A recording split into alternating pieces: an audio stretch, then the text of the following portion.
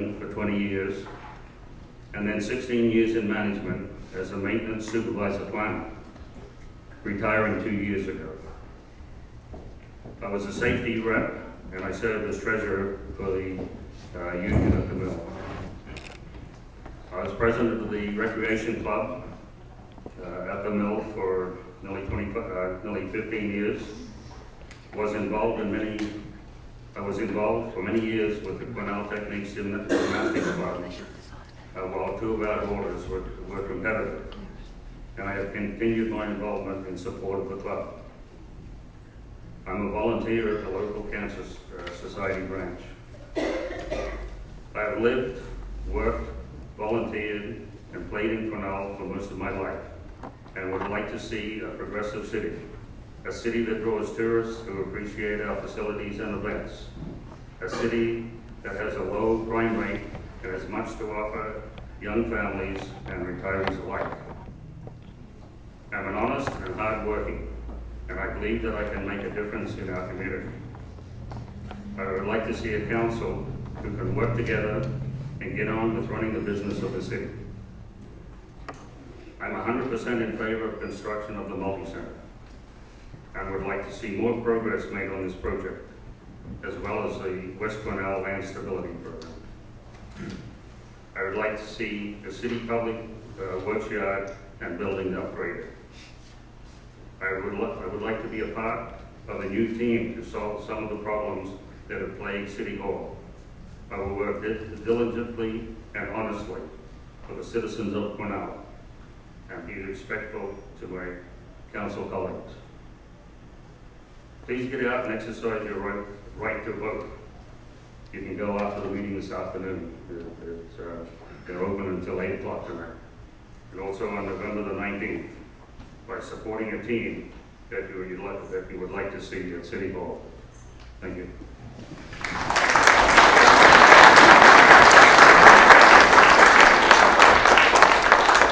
Thank you, Trevor. John, we'll have John Briscoe next.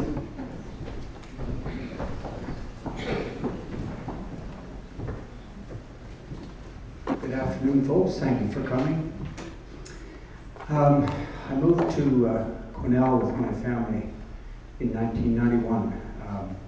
I'm going to dial it back a bit, though, and talk a little bit about myself and the things that have helped to make me who I am, and explain why I behave the way I do.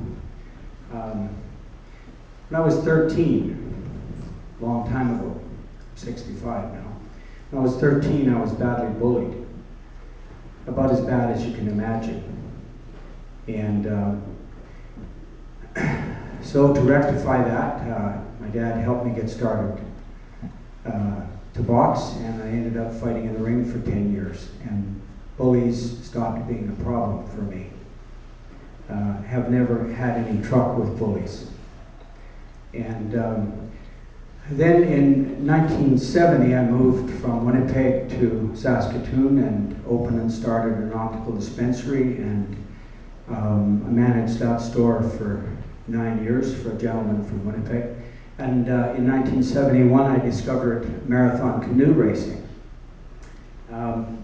It's an arcane sport. Very few people know anything about it.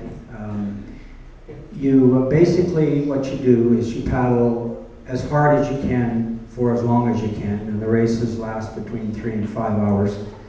And it's the team that's prepared to be the most miserable that wins. Is about the best way to describe it. And there's no cheating in that sport. I've never seen it. It wasn't tolerated. And the fact was, you couldn't cheat. If you didn't do the work, you weren't there. And I continued being an optician for 28 years, and eventually that's what moved us to Quesnel in 1991. We moved here for me to manage the London Optical Store on the west side, and to work with Dr. Robert Vaughan, prince of a guy. Loved working with him, and that's how I felt. I felt like I was working with him and not for him. And this community has been the best place for our family, and As time went on, I opened a health food store on Reed Street, and I managed that for 12 years. And now my wife and family have convinced me to pretend to be retired. And so I've got the time, and I've got the will, and I want to help and see this community go forward. I believe the multi-center is a good thing, providing everything that we need is in place to make it reality. We need the money from the province. We need the money from the federal government. We can't raise $30 or $40 million by ourselves to build it. So it has to make sense in today's economy. We definitely need a truck route. We need to, I'm all done. I was talking as fast as I could. Thank you. If you vote for me, I won't disappoint you. Thanks so much.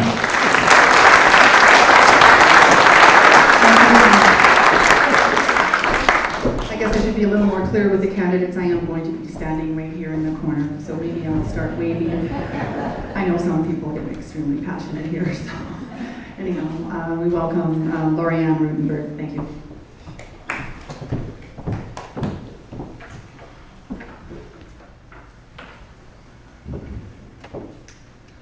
There's a clock right here. Good afternoon, ladies and gentlemen. My name is Lorianne Rutenberg, and I'm seeking your vote on November 19th. Our strategic plan for the community includes the West Side Land Stability Issue, the North Cariboo Multi-Center Project, supporting affordable housing, recruitment of volunteers, as well as stable, long-term funding for our infrastructure. The list goes on to include food security and working with our Economic Development Corporation in order to seek new businesses to come to our community. We've also included a continued working relationship with the RCMP to keep our community safe. Basically, we want a healthy and safe community for all. So I want to touch on a few points with you this afternoon, and I'll start off with transit. Decisions for fares, routes, and service levels are made by the City of Quesnel based on information and planning provided by BC Transit. Council extended bus services this year and will continue to look at ways to expand in the future as demands grow for this service. One of the things I'd like to look at implementing into Quesnel is something called the Taxi Saver Program, which is a 50% off subsidy program for taxi services.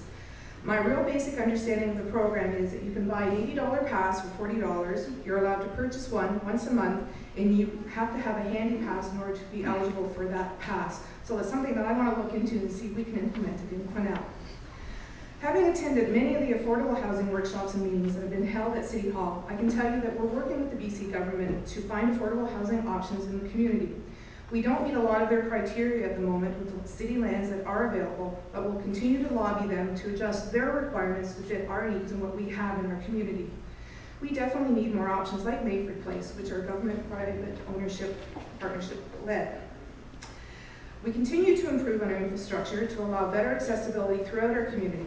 Projects like the St. Laurent Street project provided improved curb cuts and visually impaired accesses at each of the corners. We are currently looking at a new grant announcement from the provincial government that would allow us to institute further projects that are focused on being age-friendly communities and allowing seniors to age in place. The work we've done in regards to accessibility was recently recognized at the North Central Local Government Association's Measuring Up the North Awards. The Multi-Center is a project that I've been working on since my first year on council. I currently sit on the Multi-Center Corporate Fundraising Committee and have represented the city at many meetings with provincial ministers to lobby for funding for this project. The Joint Planning Committee passed a motion to apply for funding under a new grant program that was just announced this past October. Let's keep our fingers crossed because we're asking for $7.5 million out of that grant project. Healthcare, another one. I recognize the challenges we have in the north, especially when it comes to seniors and healthcare.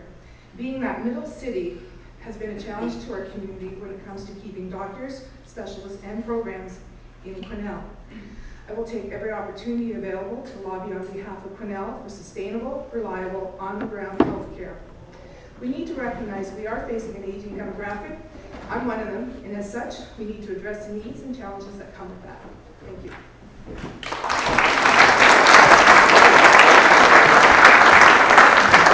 Next up is Mary Sushkin.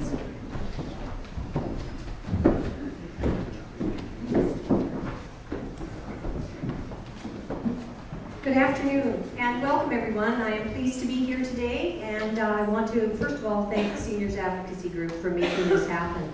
I've chosen today as your mayor, I've chosen mainly to, I think you know that we've had a lot of successes, we've had challenges, everybody has challenges, but today I would just like to talk about seniors and why we're here. And I'm here to listen, I'm here to try and understand and absolutely try and help as to how we can move some of these issues forward.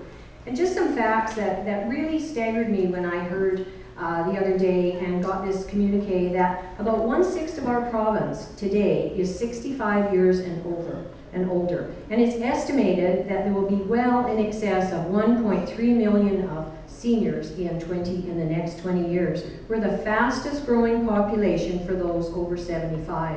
That tells me that we certainly should have been looking at this a long time ago. We didn't, but I think that that's something that us as a community, we need to maintain not only a healthy lifestyle, but an active lifestyle, and certainly the affordable housing. The province, from what I can read and do the data on, the province is promoting age-friendly and considered a leader in Canada. I think we need to do a lot more on that, and I certainly appreciate the work that the Seniors Advocacy Group does for the seniors. But I think it's really important as local government and local government leaders that we not only support seniors in their plight for better health care, but we also need to work with the BC government, and we need to work with BC Housing. I just want to briefly go over some of the things that we've been able to do as a City Council. And this is not only for seniors, but this is for folks with disability. We've greatly improved, as Councillor Rudenberg said, we improved the accessibility with the new curb cuts, and there's several new benches coming in. For seniors who like to walk a lot, it's nice to have a bench, even if you have to go from bench to bench. We're working on this affordable housing strategy because we really need to know where our needs are. We can't just go out and start allocating to BC Housing, we want this, we have to have the facts. We have the enhanced transit system. We did put a pilot project in, which was lobbied by the seniors, and we're really hoping that this will work. I just want to speak very briefly to Handy Dart. This came up that council had to raise the rates from $2 to $3, and I know for some seniors that is a cumbersome amount of money, but you know, we subsidize almost $5 per person. So I just want you to know that, you know, we don't make these decisions lightly, and we know that there's a fixed income. As well as we have extra equipment at the rec center. And so I'm just gonna wrap it up here, and on my closing comments I'll let you know further about what we have done in the city of Quesnel, because I think it's important that you know that we are working for the seniors. Thank you.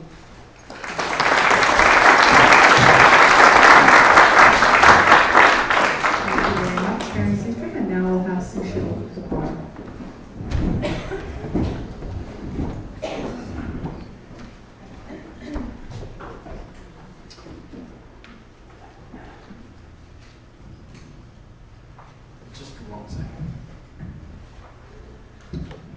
Thank you. Good evening, good afternoon, ladies and gentlemen, grandpas and grandmas, and I'd like to welcome all if you came here to listen to us. I think 3 minutes is a good way of basically keeping everything in the line, but 3 minutes will not tell you what we do in 3 years or what we have done in the last 9 years. I can remind 11 years ago, 2000, when I came here, Capsule organized a meeting. I finished my translating services at the courthouse. I came here. Wallace was our mayor at that time, and what was going on. So that's how I got here and started. Just like to ask you like a few things. The city is faced with economic challenges, and I don't have to go on and on that one. And the strategic plan, the city has a strategic plan, of course. If you don't have a plan, you can't do much. But my concern is a lot of around when you look at the mills, our employment, they have been off and on. And it's not a doom and gloom. I always look at the real picture. I look at the bigger pictures. City collects taxes from you, water, sewer, and road maintenance. These are the main things. That's why if you go look at your tax bill, that's what we collect for. We are not fathers of everybody providing every kind of service. We are not a big provincial government or federal government.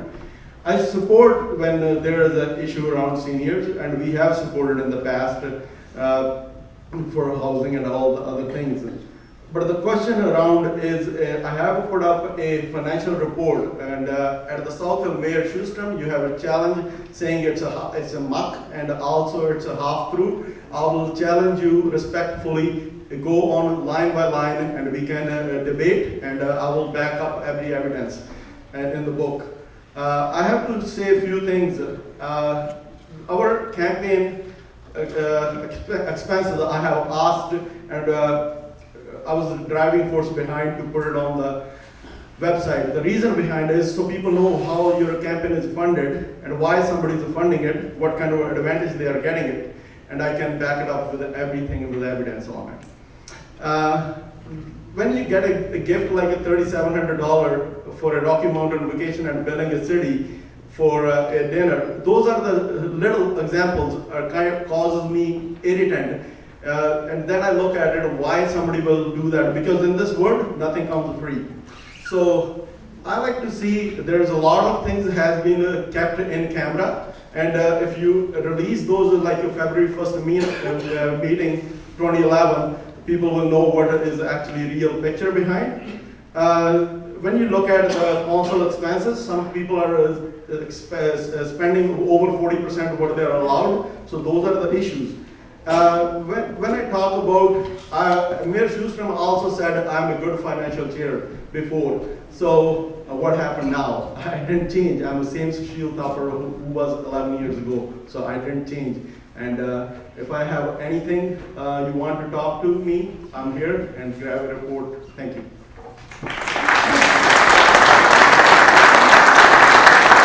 Thank you. We are going to have Mitch first.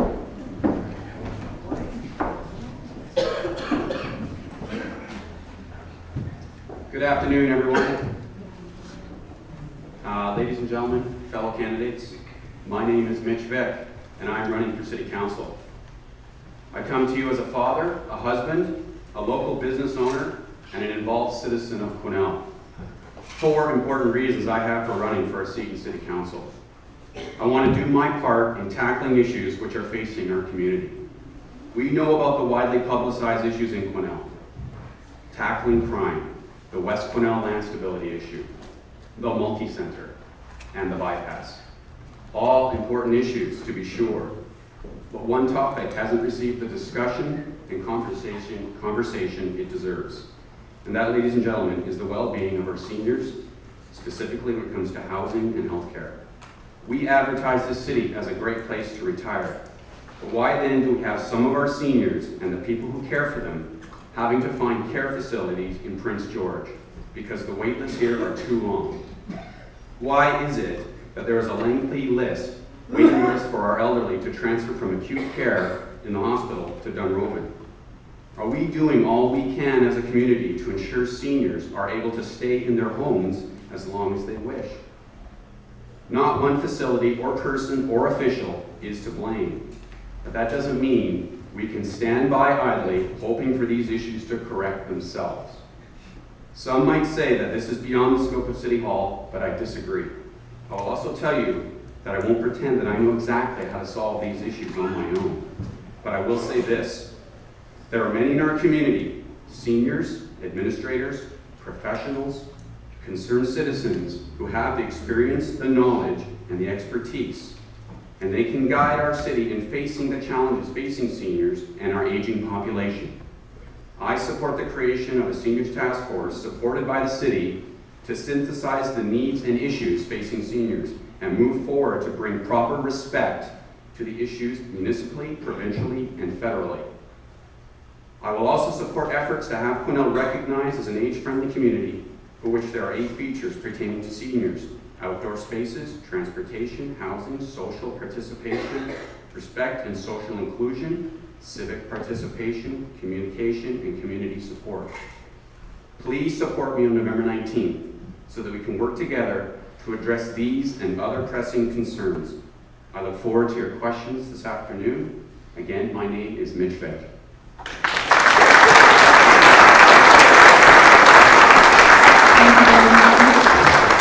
Next up we have Mr. Ron Paul.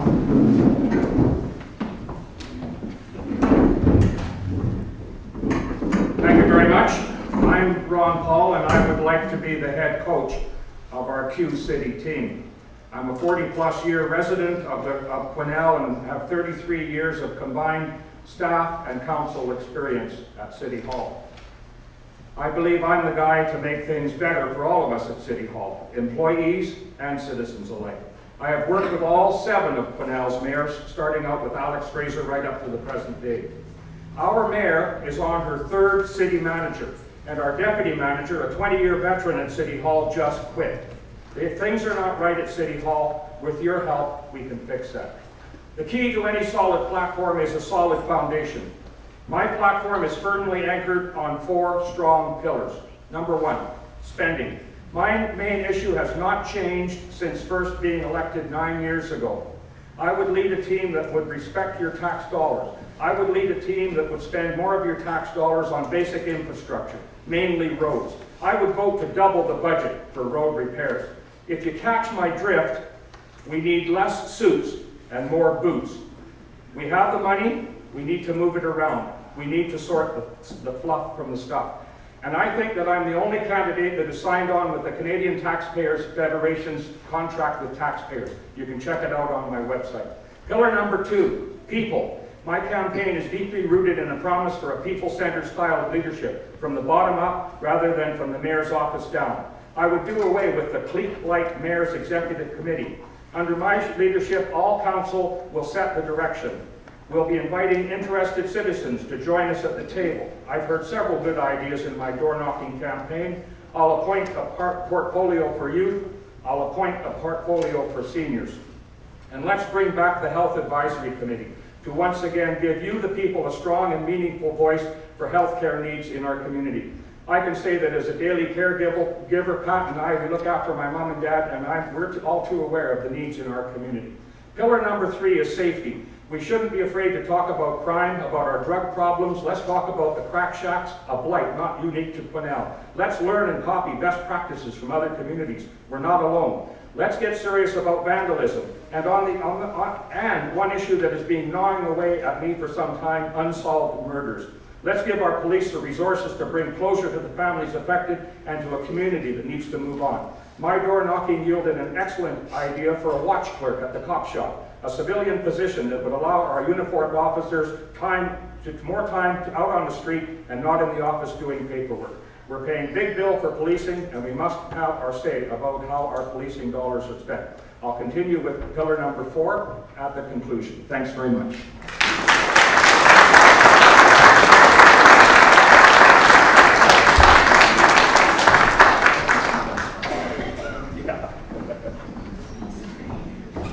And now we'll hear from Paul Kane.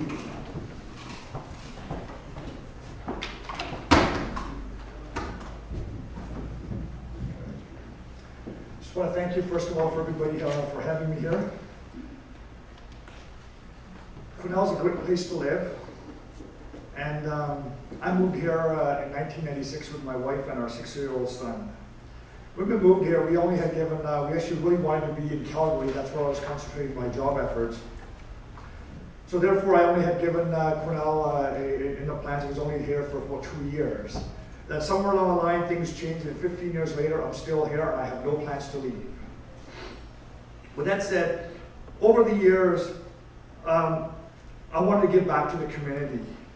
And I've been doing it in ways of working with the kids, like soccer, lacrosse. And in 2003, I became a volunteer firefighter. And with the firefighting over the years, there's been many sleepless nights. You know, you're always on the call. You get a call, you get up and you go. Yes, I don't have to go to every call, but you know what? I make an effort to make it to as many as I can. There's been times where I'm halfway eating dinner and says, "Hun, I'm gone, I got a call," and she won't see me for 4 hours, or sometimes even more. Other times the firefighting is not only about firefighting, we also provide service for BC ambulance. When they're out of town, it's the firefighters that get response. And most of us have our first aid responders, and that's why we help them out. I'm committed, and I'm to provide the kind of government that puts the citizens first. I'm a prudent person, and I will use the taxpayers' money wisely as if it was my own. Within the city hall over the years, there's been they've been harboring animosity, and there's been cantankerous negotiations. I don't believe that that is the time for this now. That there's many things at stake right now, and we need to move forward. We need to secure the funding for the multi-center, and there's the West Side land stability that's been going on for 14 years now. And by the way, I actually live in the West Side. City, I don't know when was the last time the city actually met with the land over the land stability with the West Side residents, letting them know where they're at. And then Quesnel is actually marketing himself as a place to retire. And yet, when I ran in the election 6 years ago, I was saying, what do we do for them? There's an over a year-long wait to get into the Dunroven and the affordable housing. I still don't really see it. So we need to do more, and I will, I guess, pick up on the rest in my closing statement. Thank you. Thank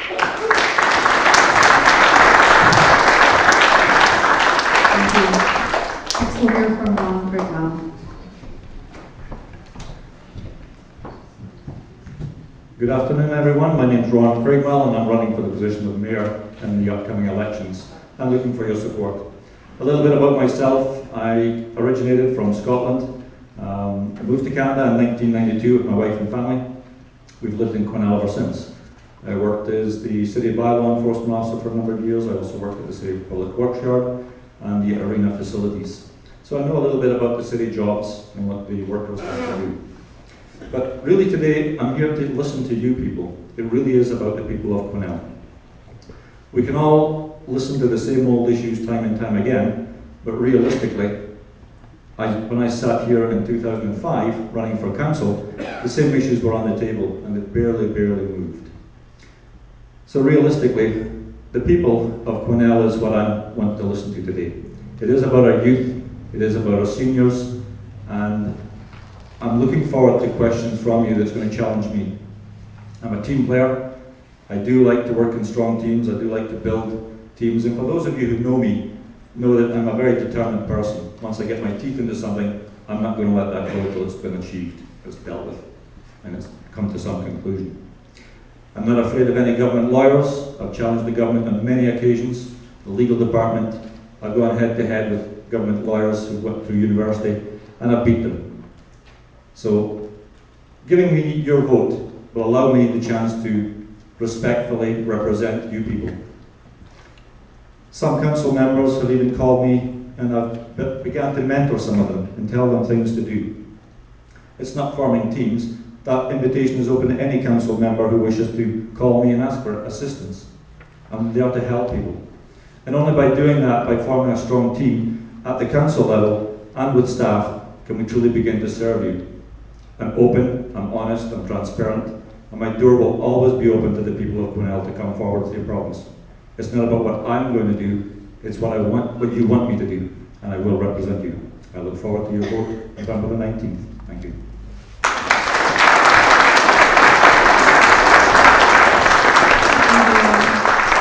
Next up is Scott Elliott.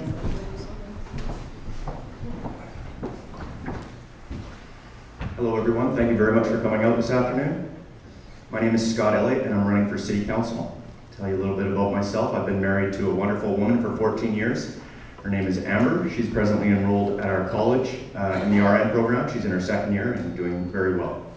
I work at the government liquor store downtown and enjoy my job. Before that, I ran a tourism operation for 7 years, Trout Tails Fly Fishing Adventures. I have been involved with youth, at-risk youth, special needs, families as well, for many years. I've been involved with many courses and programs for youth, too many to get into right now. I'm a fully trained facilitator as far as justice circles go, so I can run my own justice circle. I think there's a place for that in the community. Also, Roots of Empathy is something I'm fully trained at too. You may not know what that is. That's bringing infants into the school and dealing with kids and so they can understand where children are coming from. I've started playing hockey at the age of 5, started refereeing at 12, and I've been a head referee and chief for 10 years of my life. So lots of problem solving there.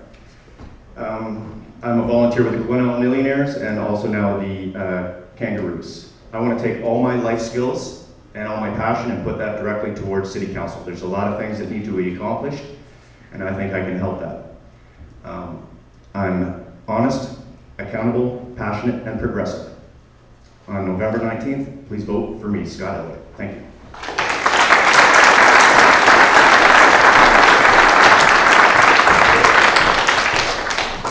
Thank you to all candidates for their comments and your opening statements.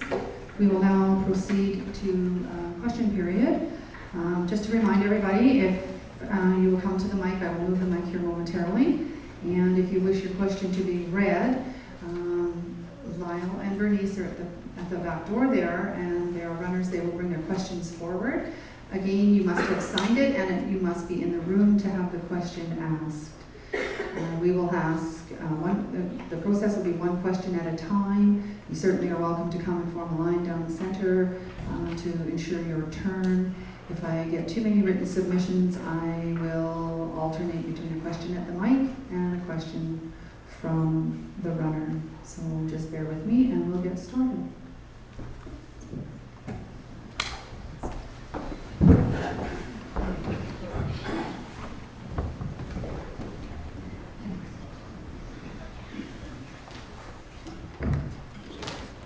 If any of you require the mic, I would prefer to have a mic answer. Please let me know when I will.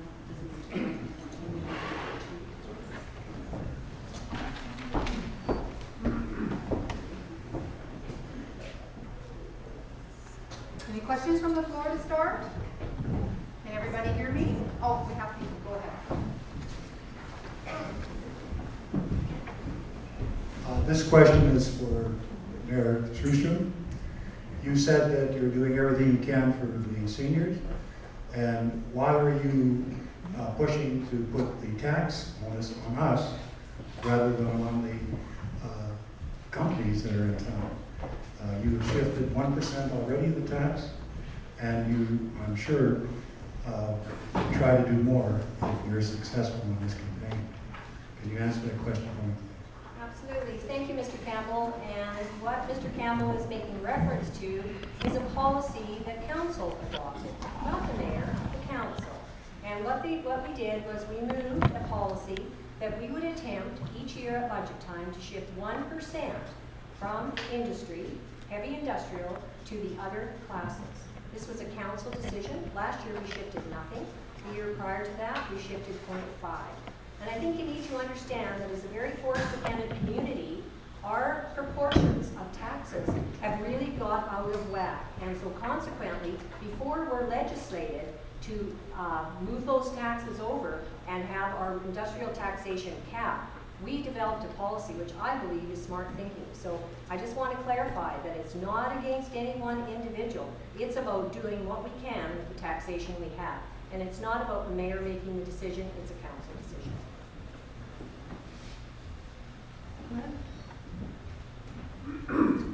Good afternoon. I'm pleased that this forum has been taking place here for the seniors, because I do think that up until fairly recently, seniors have been kind of an invisible part of our population, and I think that with so many of the boomers turning 65 or thereabouts, and they're becoming a larger demographic, I think that people are starting to pay attention, and I'm glad that you are.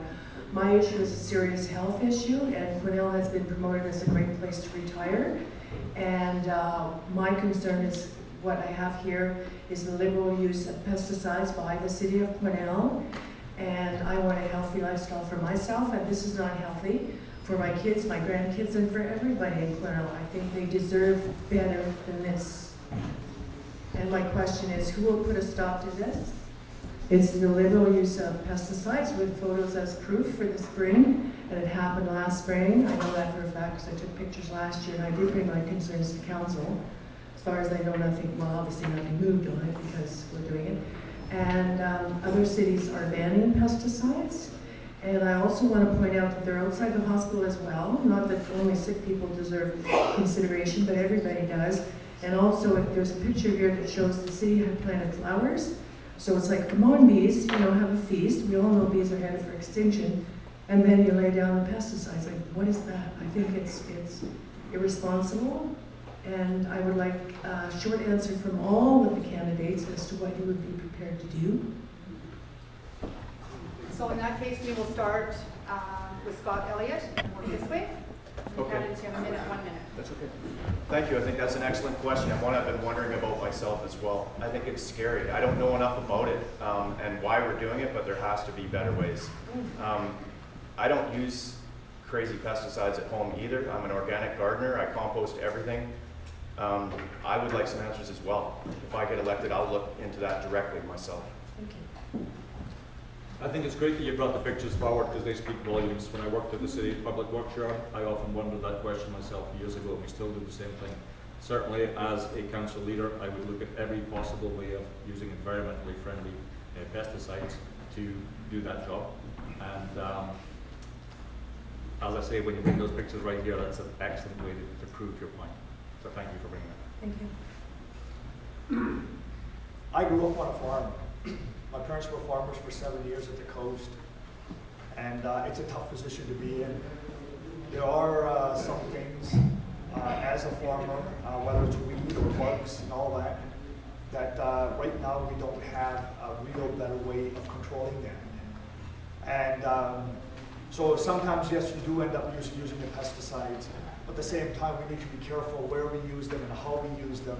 And we also need to develop new ways so we don't have to use them. And I am all for not using pesticides, but at the same time, I think that there is a place right now until we come up with better ways. Thank you. Thank you. Thank you for bringing the sign forward. I think the city is already embarking on a program to discontinue the use of chemical herbicides and insecticides. I think that explains why we have so many dandelions in our park each summer.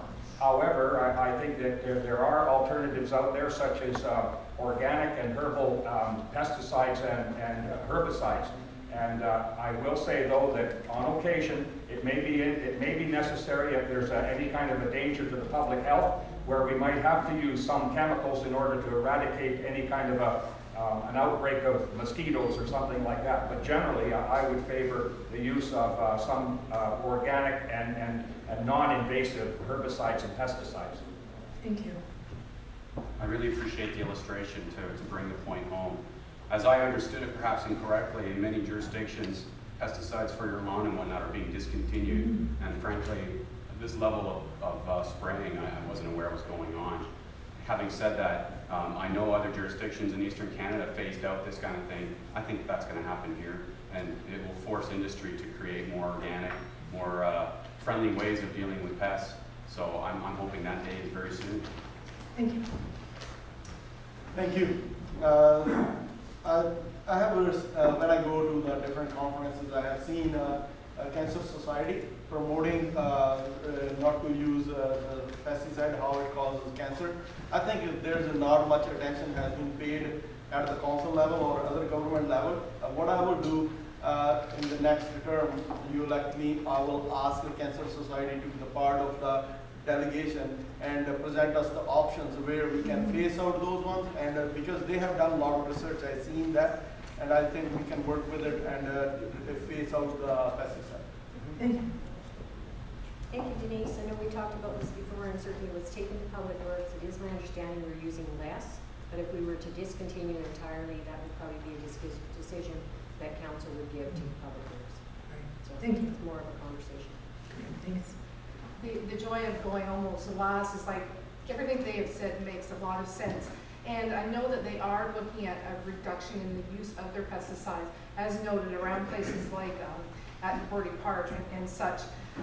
There are alternate forms of pest and weed control, and with a cost in mind, I think that's something that everybody can look at, and it's something that council as a whole has to make a decision on.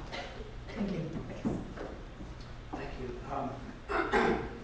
There's been a lot said so far. I'm against the use of chemicals. Alternatives when it comes to things like weed infestations, you can cultivate. There's a large crew of people that maintain our flowers in town. They can also be cultivating areas where they have to eradicate weeds and that sort of thing. as far as insects and some other things, there's organic alternatives that can be used, and I think we have to stop using things that make people sick. It's wrong, and it's not in light of self-interest. So I agree with a whole lot of what's been said today. That's it for me. Thank you.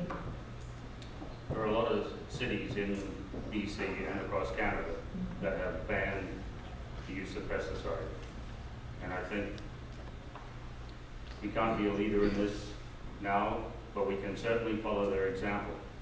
And I think the BC government has to be part of this also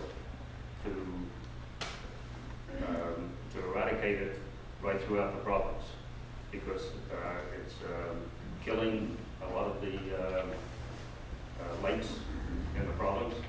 So I think if I'm elected, that would be one of the things that I would go for, is to eradicate the use of pesticides in this area and region if possible. Thank you. Thank you very much. I appreciate all of your comments because I realize this is a council issue, it's not an individual issue. So thank you very much, and I'll also leave this up front if anybody wants to read the fine print. Thanks.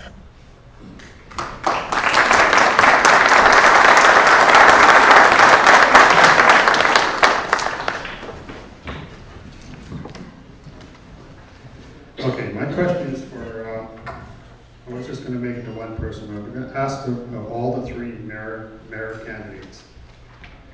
Last year, the city council used $2.5 million on the West Quesnel land stability, 20% of last year of a year's taxes.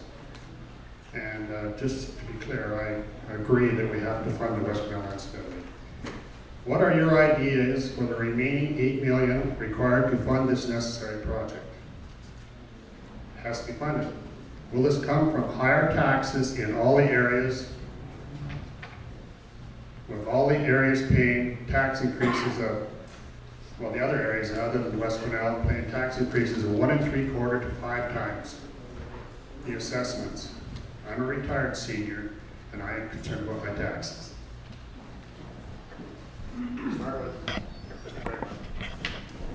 Thank you for the question. I haven't been on council for the last 3 years, and I don't know exactly the numbers that's been spent during those 3 years. But I can say that this problem is not just a City of Quesnel problem. This has to be funded by higher levels of government, and they have to have a commitment to resolving the problem. So raising the money will be campaigning with levels of government.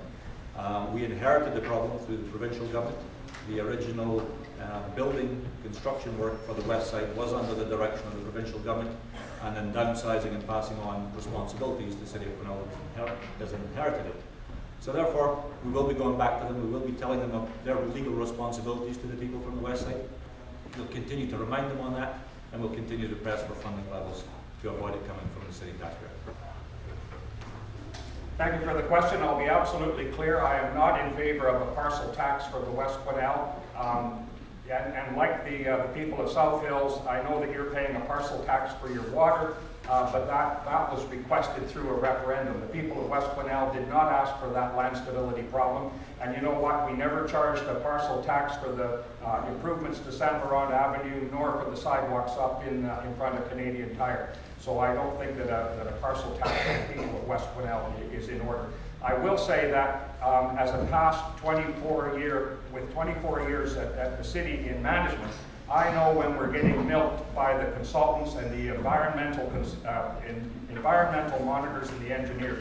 And you know, the proof's in the pudding. When I was at Jack Marsh's retirement party and I saw that Urban Systems probably gave Jack the biggest going away gift ever. So I know when we're getting taken, and we need to stand up to the consultants, we need to stand up to the senior level government bureaucrats and say, we want to get that money into the ground rather than into the briefcases of the consultants.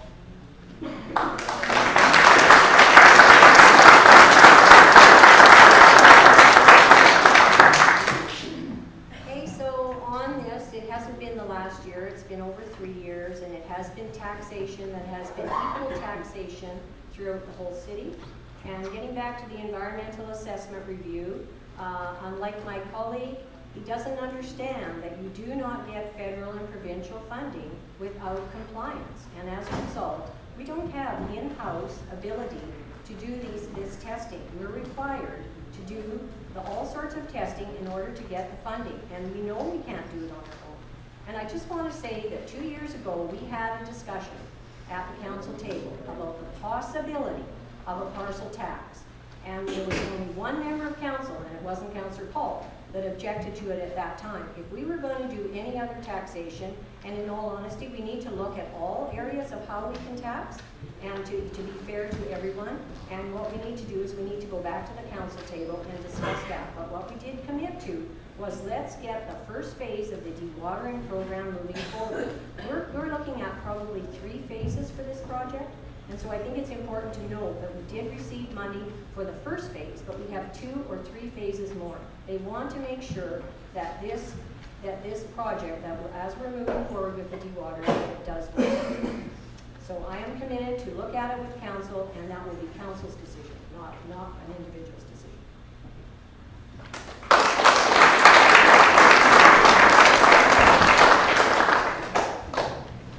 Okay, I have a question for all the mayor candidates. First of all, I want to say that I have an immense fear of walking from downtown to my home in Uplands. I have 2 teenage boys, and they have never been in trouble with the school. They've never been in trouble with the law. They're good boys, but I would never let them walk home after 8 o'clock in the evening. I wasn't brought up in a town like that, and I don't want to live in a town like that. I love this city. I plan to stay here for the rest of my life, but it's not what I want for my children. My question is not what has already been done to make the city safer, but if you are elected, what are you planning to do to make me feel comfortable and me to not have to worry about my children? And Mary, we'll start with you this time and go that way. I think probably what we need to do is we need to talk about the situation and certainly possibly more police presence, but I think you need to understand that that comes at a cost too, and I'm not saying that safety of your children and others should have any price on it, but I think if there's a situation that has arisen, I think we need to know about it. And other than that, I don't know. I would certainly be prepared to sit down with the RCMP. We have encouraged them certainly to have more bike patrols and more foot patrols, but there need to be more evidence, but we only have so many officers. Thank you. Actually, a lot of this came to light in my door knocking campaign, and I'll tell you a little story. I was knocking on a door up in Uplands, and the guy answered the door, and we got talking about policing, and he was sort of leading me on. What are you going to do about policing? And I said, well, one thing, I'm going to get the cops out of Tim Hortons and onto the street. He says, wait a minute, I'm a cop. But anyhow, the conversation continued. And one thing that he suggested to me was the idea of a watch clerk. And I had never heard of a watch clerk, but a watch clerk is a civilian person that will be in the police station, basically taking data out of his camera and out of his laptop and doing the paperwork so that he can be back out on the street. Another person suggested that maybe the youth center is located in the wrong place. Rather than downtown, it should be located over on the west side. Somebody even suggested next to the skateboard park. I think that there needs to be brighter lighting on the old Fraser River Bridge. I think that we need to get tough with people that have dilapidated buildings and places that invite undesirable activity. And I'll come right down and say, I know where the crack shacks are. At least I think I know where they are. And I think that we've got to put ourselves in a position that we're not afraid to talk about it. I see my time's up.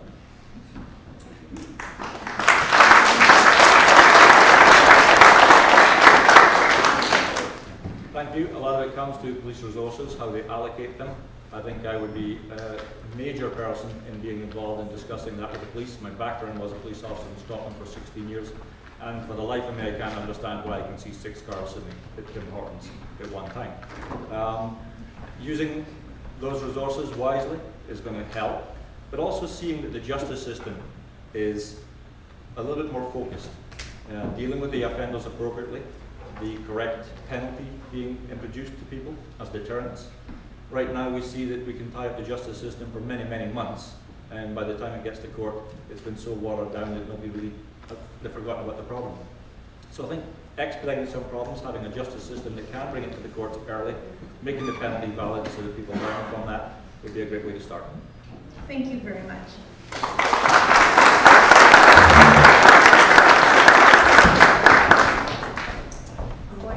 I'm going to take a question from our cards here. Is Lawrence Yofanoff in the building? Thank you, Lawrence. The question is to all the candidates, both mayoral and running for City Hall. What are your feelings on chlorination of city water? And are you for or against it? And give a quick reason why. And this is for all of you. So we will start this time with Trevor, please.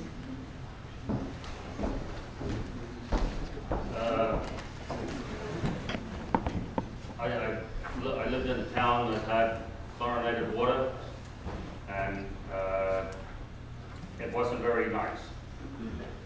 It was, sometimes it was, I guess it was a plant that controlled the chlorination, and it was sometimes a little too strong, sometimes you hardly saw that it was there, you realized it was there.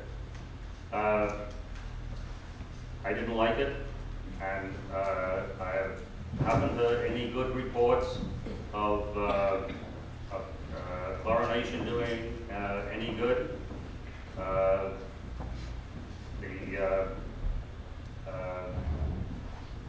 The dentist, the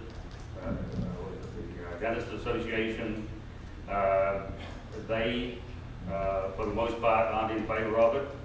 And like I say, I just did not like it, and I would not vote for it in the city of Quesnel. I think we have perfectly good water here. It comes from underground, and it is filtered perfectly, so I would not vote for it.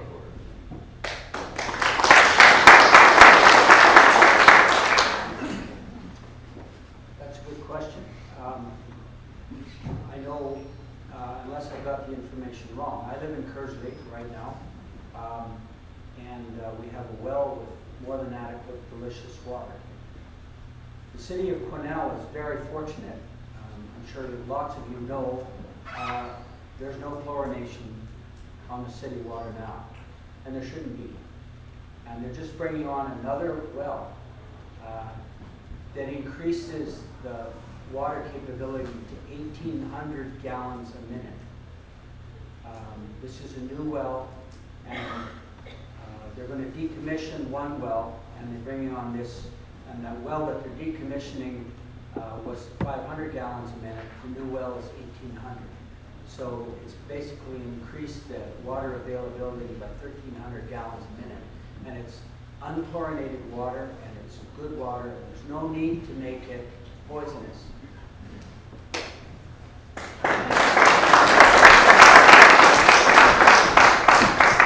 Thank you for your question. And I know that this has come up only in the past couple of years with people who've had some kind of a study done on our water. Our water system is actually probably the envy of quite a few communities across BC. And right now, I don't see a need for chlorination. With our testing capabilities that we have at each of our wells, when we stay on top of that testing, we can make sure that our water stays pure like we like it. The unfortunate part is somewhere down the line, I think that some of the powers that be that are beyond our say are going to say, you need to chlorinate your water. And at that point in time, we're going to have to look at the cost that it's going to be for our community. And and it's not like a couple $100,000. It's an amazing amount of water to chlorinate our system.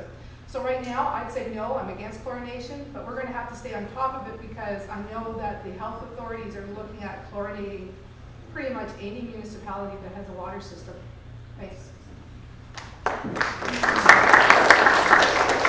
Thank you, and no, I don't support chlorination. I am a bit concerned that the first time in years, we had 2 boil water advisories in the last couple of years. Fortunately, all worked out well. I just want you to know that our testing, as Councillor Rudenberg said, is really good testing, and our team really keeps on top of it. But that said, the Health Authority, Northern Health, has jurisdiction over whether we chlorinate or not. And so what we need to do as a municipality, we need to make sure that we follow through with the testing and that we do absolutely everything 150%, because they could in fact legislate us to do it, but we wouldn't have any choice.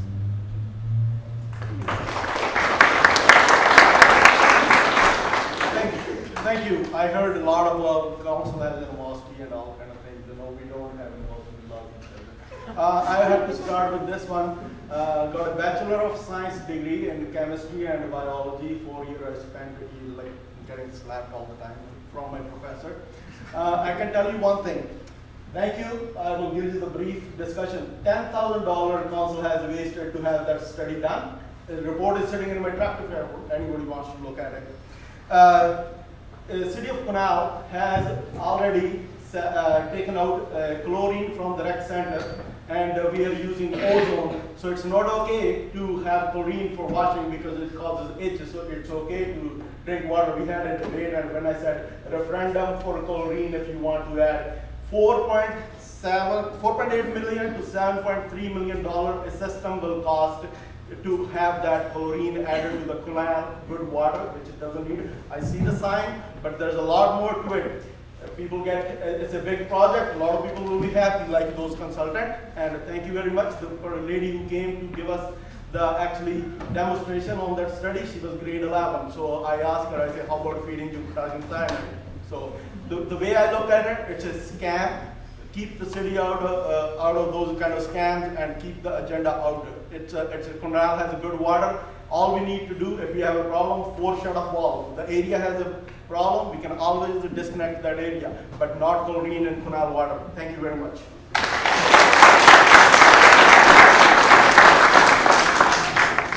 Absolutely no chlorine in our water.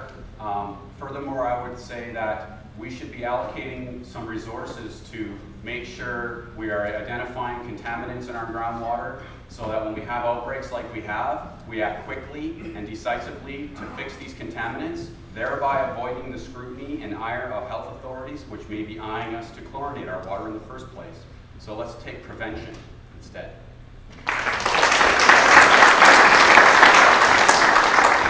Councillor Rudenberg alluded to a study. Guess where that study came from? It came from the consultants. The consultants came to us and said, you need to do a study. Look what happened in Walkerton. Well, in Walkerton, they don't have a deep well system. They have a surface system in the middle of a cow pasture. And they had a works or a water superintendent that was sleeping on the job. Totally different kettle of fish over there. There are, and I'm totally against chlorine. If push comes to shove, there are alternatives, reverse osmosis and ultraviolet. Chlorine is right out of the 30s. They used it as a chemical agent in World War I. So we got to move ahead of that. So I'm deadly against chlorine. As I say, there are alternatives. We have the best water in the world, and let's just keep it that way.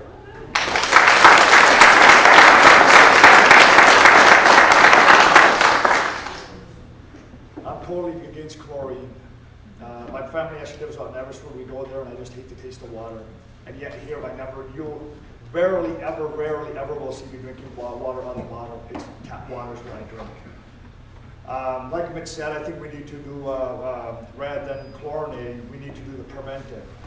And one part of that's going to come from not using the herbicides and all that. And this is one of those other issues that I don't want to see pushed down my throat because the consultant said so. You know what, I'm already against the BC hydro meters. This is not going to be the other thing that I'm going to be against. No chlorine in our water.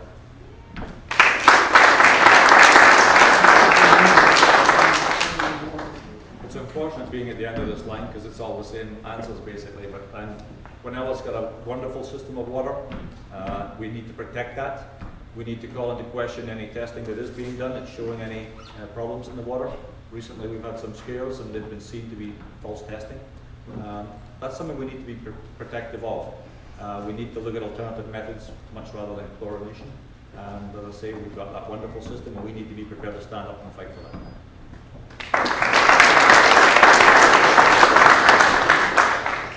Yep, I have to agree with everybody else. No chlorine in the water, please. Safety first. Let's just make sure that it's safe. Let's stay right on top of it. We don't want any disasters, but let's stay right away from chlorine. There's other alternatives. Thank you.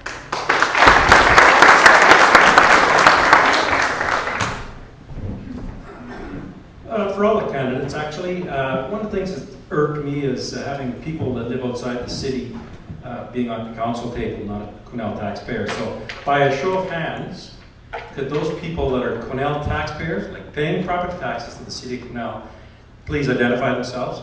Thank you.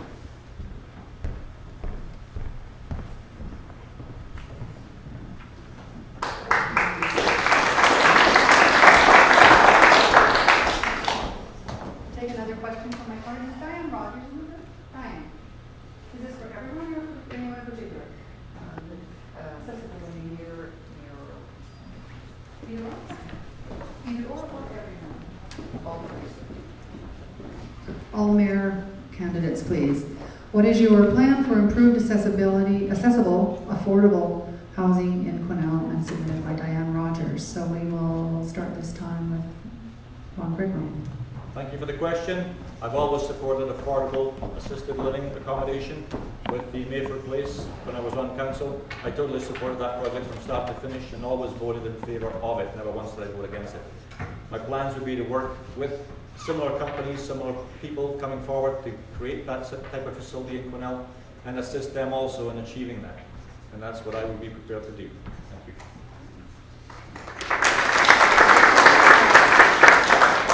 As I said earlier, my wife Pat and I are daily caregivers for my mom and dad. They are very frail. They're in their high 80s. They really should be in a home. There's no place to put them, so we're looking after them, and we're blessed to have them right next door. There isn't even a fence between our places. I can look out the window and see if the lights are on, and I know that everything's okay over there. But just that experience really drives home the fact that we need probably another 2 Mayford places in our community. And we need to really lobby the government and stop this wasteful spending on roofs on BC Place and the convention center and the Sea to Sky and all of that stuff, and put the money back for the people where it belongs.